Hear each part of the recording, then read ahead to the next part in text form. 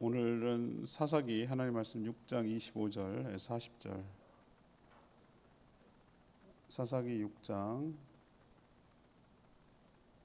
25절에서 40절 말씀 교독하겠습니다.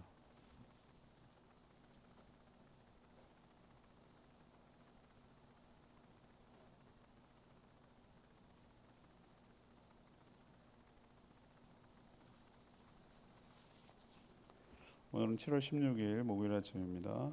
사사기 6장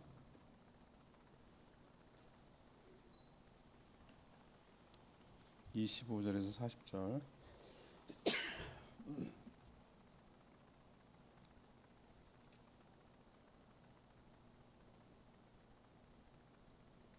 그날 밤에 여호와께서 기드온에게 이르시되 내 아버지에게 있는 수소고 7년 된 둘째 수소를 끌어오고 내 아버지에게 있는 바알의 제단을 헐며 그 곁에 아세라 상을 찍고 또 이 산성 꼭대기에 내 하나님 여호와를 위하여 규례대로 한 제단을 쌓고 그 둘째 수소를 잡아 내가 찍은 아세라 나무로 번제를 드릴지니라 하시니라. 이에 기드온이 종 10사람을 데리고 여호와께서 그에게 말씀하신 대로 행하되 그의 아버지의 가문과 그 성읍 사람들을 두려워함으로 이 일을 감히 낮에 행하지 못하고 밤에 행하니라. 그 성읍 사람들이 아침에 일찍 일어나 본즉 바알의 제단이 파괴되었으며 그 곁에 아세라가 찍혔고 새로 쌓은 제단 위에 그 둘째 수소를 드렸는지라.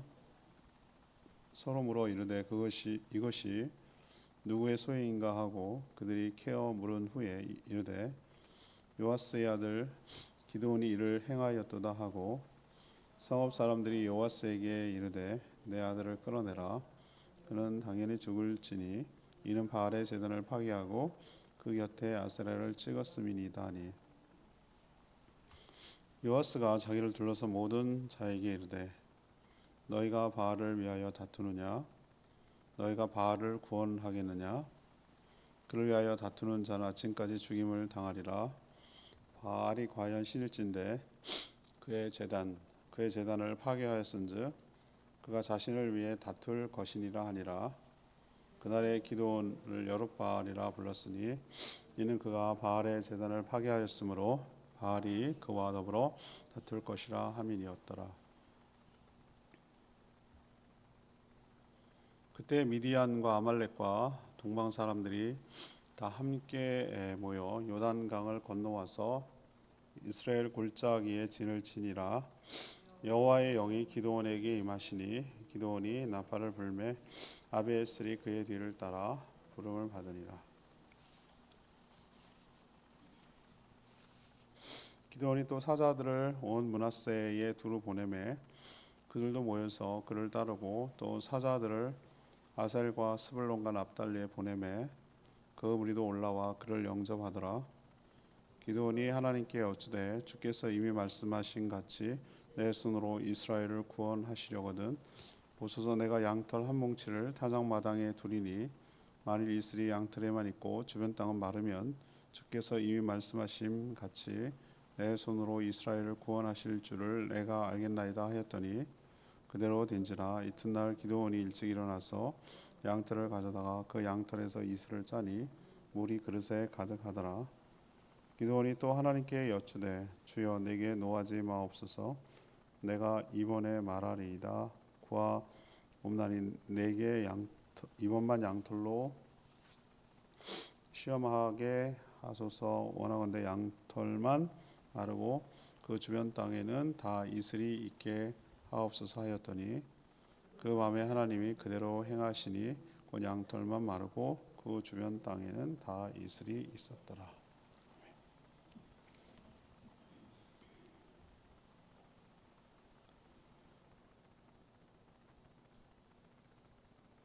하나님은 기드온에게 우상을 헐고 제단을 쌓아서 아버지의 수소로 제사를 드리라고 명합니다.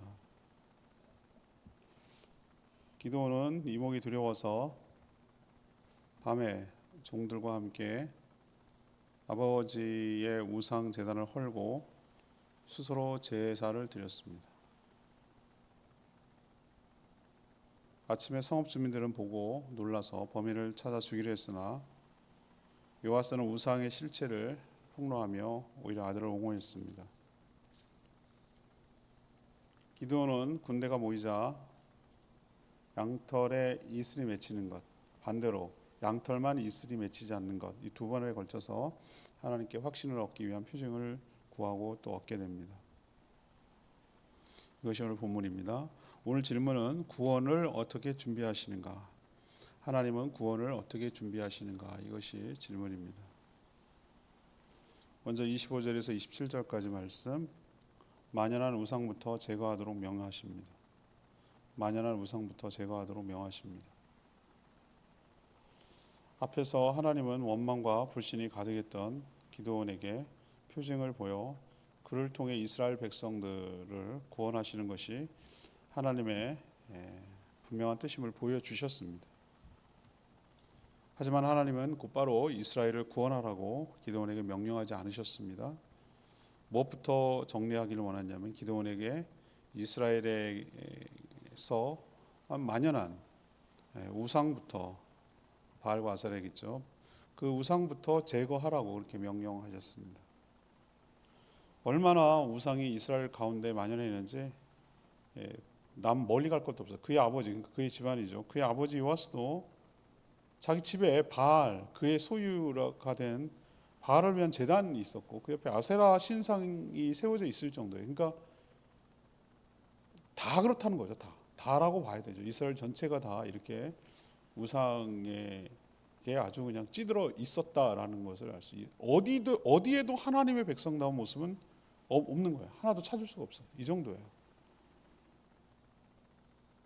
기드온은 가문과 성읍 주민들이 이목이 두려워서 신상을 지금 우상을 철거하는데 사람 눈치를 봐야 되는 거죠. 그래서 하나님 명령이니까 하라고 하니까 하긴 하겠는데 두려워서 종들과 밤에 하는 거예요. 밤에 대놓고 낮에 당당하게 못하고 밤에 아버지에게 있던 바알 제단을 헐고 아세라 신상을 찍어 버렸어요. 회파시키죠. 근데 하나님은 그것만 요구한 게 아니라 또 하나를 요구하셨어요. 대신에 우상을 허는 것만 끝나는 게 아니라 산성 꼭대기라는 얘기는 모든 성읍 사람들이 다 볼 수 있게 하는 장소를 말하는 거죠. 거기에 제단을 쌓고 그 우상에게 드릴 제물, 수소죠. 그걸 가지고 제물로 하나님 앞에 번제를 드리라고, 제단을 쌓고 하나님께 제사를 드리라고 명령하셨어요. 그러니까 참신이 누구인지를 바꾸란 얘기죠. 우상이 아니라 하나님을 섬기라는 것이죠. 하나님은 왜 기드온에게 승리를 이끌도록 하기 전에 이것부터 하라고 하셨을까? 그들이 여전히 우상을 섬기고 있는 한 승리를 할 수가 없죠. 승리를 해도 소용이 없는 거죠. 왜? 또 여전히 우상 숭배에 빠질 거니까. 그것부터 버려야 되는 거죠. 하나님 그래서 버릴 뿐만 아니라 하나님을 향해 제사를 드려야 되는 것이죠. 이게 회복이 되지 않는 한 승리할 수 없다는 거예요. 그래서 우리 안에 있는 여러 우상들부터 제거하고 하나님께 예배가 회복될 때 우리에게도 승리하도록 구원을 얻도록 이끌어 주실 줄 믿습니다. 두 번째는 28절에서 32절 말씀, 우상의 실체를 드러내서 거기서 떠나게 하시는 것부터 하시죠. 우상의 실체를 폭로하시는 겁니다. 기드온은 자신의 아버지 요아스의 집에 있던 바알 제단을 헐었어요. 밤에, 물론 밤이지만. 또 아세라 신상을 나무로 만들었으니까 도끼로 찍어서 그걸 뭘로 사용했냐면은 하나님께 산 꼭대기에서 제사를 드릴 때 제물을 태우는 나무로 사용했어요. 신상, 우상을 목재로 사용했다 이 말이에요. 아주 철저하게 부시고 그것이 태우는 데 쓰는 거죠. 그래야 완전히 없어지는 거니까. 그렇게 밤에 일어나자 우상이 부서지는 흔적, 성읍 꼭대기에 제단이 쌓여서 제사를 드릴 흔적, 이걸 보고 아침에 일어나자 그 성읍 사람들이 어떻게 했죠? 놀래 자빠진 거예요. 그러면서 당장 누가 이런 짓을 했는지 찾아내서 뭐를 표현하냐면 당연히 죽게 된다고 격분한 거예요. 당연히 죽게 된다. 자, 이걸 통해서 뭘 할 수 있는 거죠? 야, 기드온의 집안에서도 요아스도 그의 아버지 요아스도 이렇게 아세라와 바알을 섬기고 있고, 우상을 회파한 사람을 당연하다고 표현하는 말의 충격이죠. 당연히 죽여야 한다라고 격분한 걸로 봐서 이스라엘 백성들이 얼마나 우상 숭배에 깊이 물들어 있는가라는 것을 아주 분명하게 알 수 있는 대목이 이 대목이죠. 누가 요아스의 아들 기드온이 했다고 고발을 하자 사람들이 몰려와서 요아스 집으로 몰려왔어요. 아들 내놔라, 아들 끌어내라, 우리가 죽여야 되겠다, 어떻게 이런 짓을 했냐, 어떻게 바알 신상과 아세라 신상을 찍을 수 있느냐, 아마 이렇게 얘기하는 거예요. 그럼 요아스가 내놔야 되잖아요. 자기의 바알 재단이고. 근데 갑자기 요아스가 아들 기드온을 두둔합니다. 아들이어서 그런지 이거 내놔라는 얘기는 죽이겠다는 얘기거든요. 근데 어떤 논리를 피냐면 이렇게 했어요. 정말 바알이 참신이라면 자신의 재단을 그렇게 허는 자를 그냥 둘 턱이 없지 않냐. 어떻게 자기 재단을 갖다가 그렇게 허는 자를 놔둘 수 있냐. 그런데 지금 봐라, 기드온은 멀쩡하지 않냐. 만약에 성읍 주민들이 재단을 회파한 아들 기드온을 죽인다면 바알은 아무것도 할 수 없는 무기력한 신이라는 것을 너네들이 증명하는 것 아니냐. 그러니 바알이 참신이라면 바알이 기드온과 다투게 해라, 싸우게 해라, 처단하게 해라, 직접 놔두게 해라 라고 하는 거죠. 이 말은 했는데 뭐죠? 우상이 아무것도 아니라는 걸 드러내는 것이죠. 그래서 여룻바알이라는, 바알과 싸웠다, 다퉜다라는 이름을 그때부터 기드온이 얻게 된 거죠. 바울과 맞짱을 떠도 바알과 맞짱을 떠고 싸워도 재단을 회파해도 아무 문제 없네. 저 사람은 대단한 사람이야. 바알과 싸운 사람이야. 다툰 사람이야. 라는 별칭으로 여룻바알. 그래서 여룻바알이라는 말이 생긴 거예요. 이 과정을 통해서 성읍 주민들에게 뭘 깨닫게 한 거죠? 진짜 우상이 우리가 섬기고 했던 바알과 아세라 별거 아니구나. 뭐 아무것도 아니네. 무기력하네. 진짜가 아니었네. 허상이었네. 라는 것을 완전히 드러내는 일을 먼저 한 다음에 그 다음을 진행하는 것이죠. 마지막 세 번째는 33절에서 40절까지 분명한 표징으로 확신을 심어주는 과정을 거치게 하시죠. 하나님은 기드온, 또 그의 아버지와 가족, 그리고 성읍 사람들을 차례로 돌아서게 만들었어요. 이게 먼저 있어야 그 다음 구원이 이루어지기 때문에 이 작업부터 하는 거예요. 이제 백성들이 남았어요. 기드온이 이제 나팔을 불었어요. 나팔이라고 말하는 것은 우리로 치면 군대가 전쟁을 해야 되니 군대가 소집되는, 전쟁이 시작될 거니 군대가 소집하는 신호가 바로 나팔이에요. 자, 이들에게 하나님이 함께 하신다는 확신을 심어줄 필요가 있었어요. 물론 이미 자신과 가족 또 성읍 사람들은 하나님의 존재와 능력을 알게 됐죠. 그죠? 개인적으로 만나서 또 가정적으로 그 성읍 사람들을 여러 가지 표징을 보여서 그렇게 했죠. 근데 군대로 소집된 이스라엘 전역의 여러 지파들의 백성들은 소집은 됐지만, 모였지만, 싸우기 위해서, 미디안과 싸우기 위해서 모집됐지만 하나님에 대한 확신이 없는 거예요. 또 개인적으로 기드온도 확신을 더 갖고 싶고요. 그래서 하나님께 자기를 위한 것도 있지만 또 백성들을 위한 표징을 구하죠. 만약에 이게 하나님을 시험하는 거였다면 하나님께서 진노하셨을 거예요. 그러나 하나님께서 그 하라는 대로 다 들어주십니다. 왜? 백성들을 설득하고 백성들이 확신을 갖게 하기, 그래야 승리할 수 있으니까. 말도 안 되는 우리 그 유명한 표징을 구하는 걸 하는 거예요. 처음에는 양털로 시험하는 건데, 양털을 딱 타작마당에 놓고 하룻밤을 지났는데 양털만 이슬에 젖고 나머지 땅은 뽀송뽀송하게 마르게 되는 것이에요. 그게 가능하겠어요? 어떻게 고기만 딱 그 이슬이 맺히고 나머지는 마릅니까? 말이 안 돼. 다 맺힐 거면 다 맺히는 것이죠. 이게 하나님이 하셨다는 증거로 보는 거죠. 그래서 한 번 더 확인하는 거예요. 한 번 더 크로스 체킹하는 거죠. 한 번 더 반대로 이번에는 양털만 뽀송뽀송하고 주변의 땅은 이슬로 젖는 거예요. 완전히 우연이 아니란 걸 보여주기 위해서, 하나님이 하셨다는 걸 보여주기 위해서 반대 상황을 연출시키는 거예요. 저는 그런 생각이 들어요. 너 날 아직도 못 믿냐? 이렇게 야단을 칠 법도 한데 하나님이 기드온이 요구한 이 두 번의 표징을 다 들어주세요. 그 왜 그랬을까 한번 생각해 봤어요. 왜? 그게 바로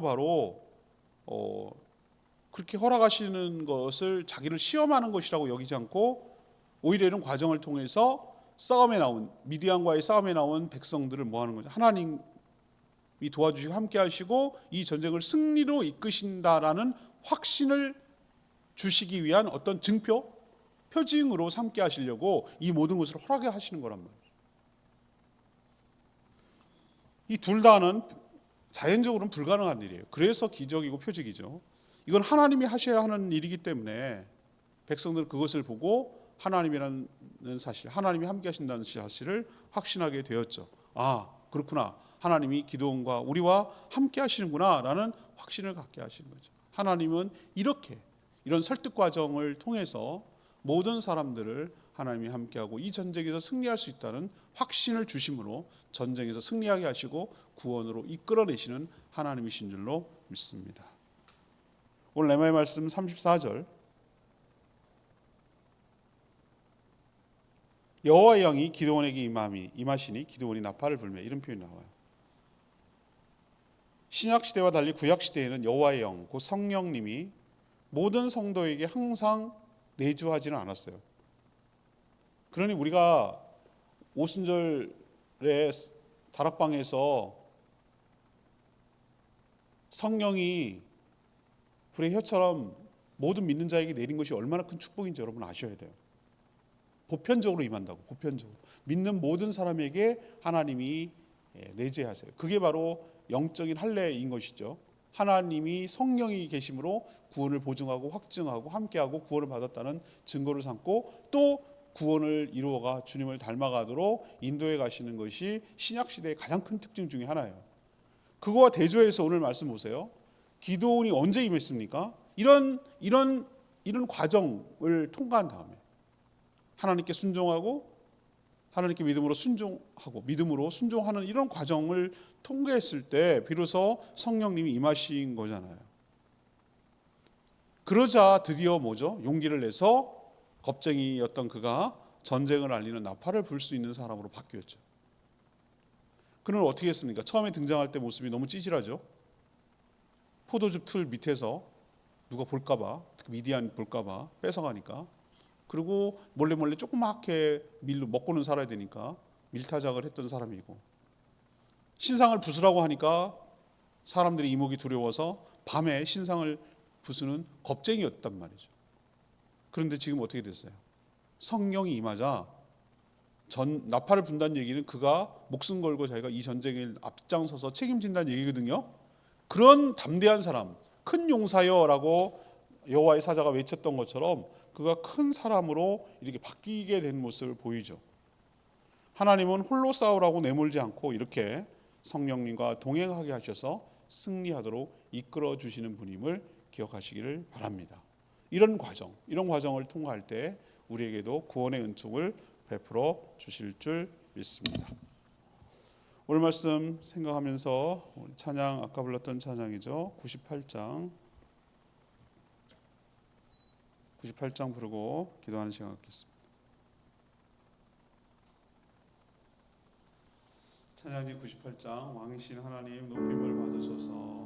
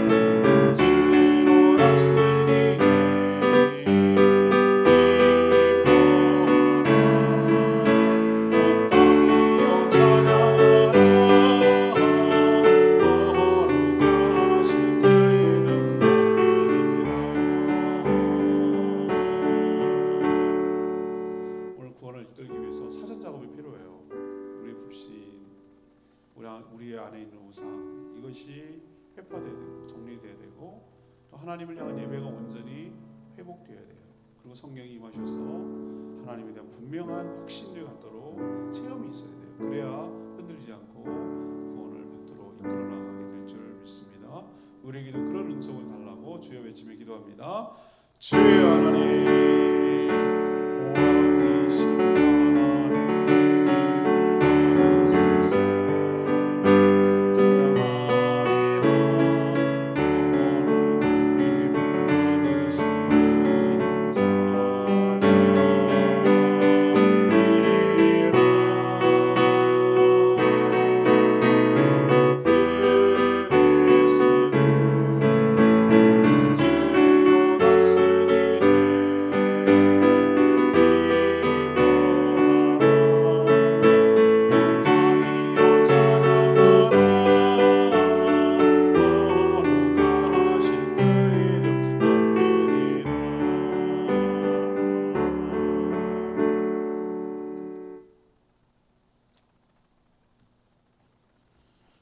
하나님, 저희가 사는 이 시대도 기드온이 살았던 사사시대와 다를 바 없습니다. 각종 우상이 우리 삶, 생활 깊숙이 침투해서 하나님을 대신하여 섬기고 있습니다.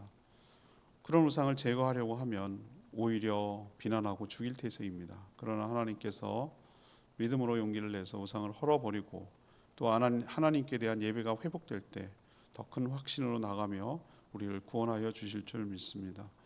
우상이 아무것도 아님을 깨닫게 하시고 우리에게 확신을 주시기 위해 표징을 허락하시는 하나님의 자비에 감동하여 믿음으로 싸워나가 승리하게 하여 주시옵소서. 저희들에게도 이런 믿음을 허락하여 주시옵소서. 오늘도 간구하는 기도 주님 들어주시고 주님과 동행하는 복된 하루 살게 하여 주시옵소서. 이 더 무더운 여름에 일하는 분들 주님께서 보살펴 주시고 안전하게 지켜주시고 건강 지켜주시옵소서. 주님께 모든 것 맡기며 예수 그리스도의 이름으로 기도합니다. 아멘. 오늘 하루도 주의 은혜 가운데 살기를 축복합니다. 충분히 기도하고 하루 시작하겠습니다.